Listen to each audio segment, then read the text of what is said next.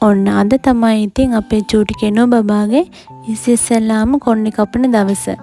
ඉස්සර කාලේ ඉඳන් මතයක් තියෙනවා කොණ්ඩේ කපන්න පරක්කු වුණොත් චූටි බබෙක් කතා කරන්නත් පරක්කු වෙනවා කියලා. ඉතින් ඒක සත්‍ය අසත්‍යතාවය නම් මම දන්නේ නැහැ. හැබැයි ඉතින් දවස් 45ක් ඇතුළත කොණ්ඩේ කපන්න ඕනි කියලා ඒ කාලේ ඉඳන් කියනවනේ. ඒක නිසා වුණ අපිත් ඉතින් ඒ චාරිත්‍රය සුදු පුතාටත් කරා.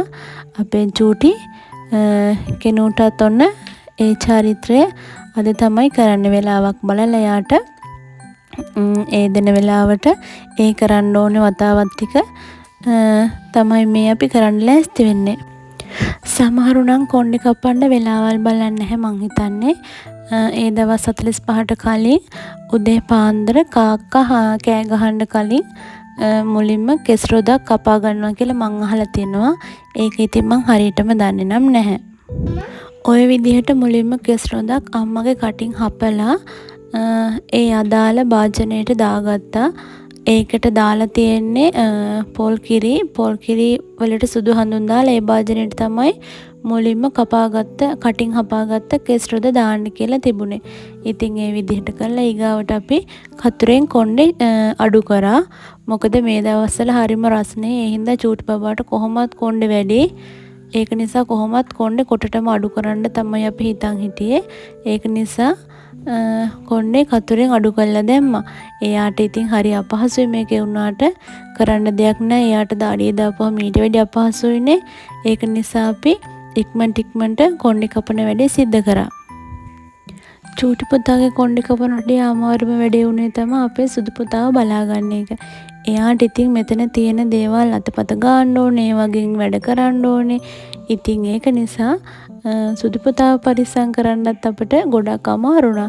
හැබැයි ඉතින් එයාත් අපි ළඟටම වෙලා ඒවා මේවා අතක ගා හිටියා. බලන්නකො ඉතින් එයා මලේට කොණ්ඩේ කපන්න හරියට උදව් කරනවා කන්නඩියේ මල්ලලා. ඔන්න පේනවනේ එයාගේ මූණත් බලා ගන්න මේ අතරේ.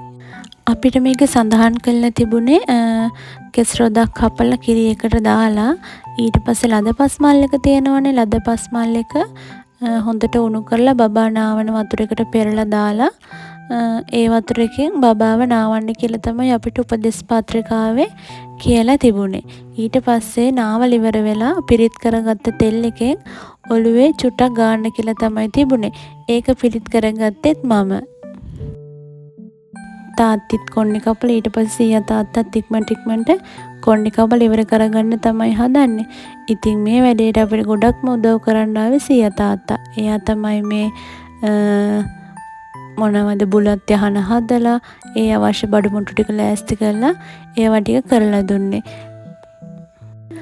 මේ විදිහට තමයි අපේ චූටි කෙනෝගේ කොණ්ඩේ කපන වැඩේ ඉවර කරගත්තේ අපි.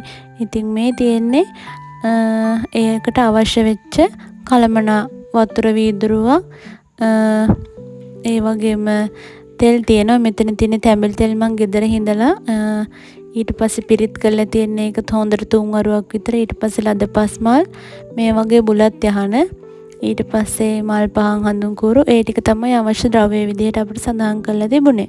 මේ පොල් කිරි එක සකස් කරලා තියෙන්නේ වතුර යොදා ගන්න නැතුව පොල් වලින්ම විතරක් මෙරිකලා ඒ උකු පොල් කිරි චුට්ටක් තමයි මේකට අරගෙන තියෙන්නේ. ඒකට සුදු හඳුන් කුඩු දාලා ඒකට තමයි මුලින්ම කටින් හපාගත්ත කෙස් රොද දාලා තියෙන්නේ. ඉතින් ওই විදිහට තමයි අපේ චූටි කෙනුගේ කොණ්ඩේ කැපීමේ චාරිත්‍රය සිද්ධ කරගත්තේ. අපිව අහන් හිටියටයි බලන් හිටියටයි ගොඩාක් ස්තුතියි.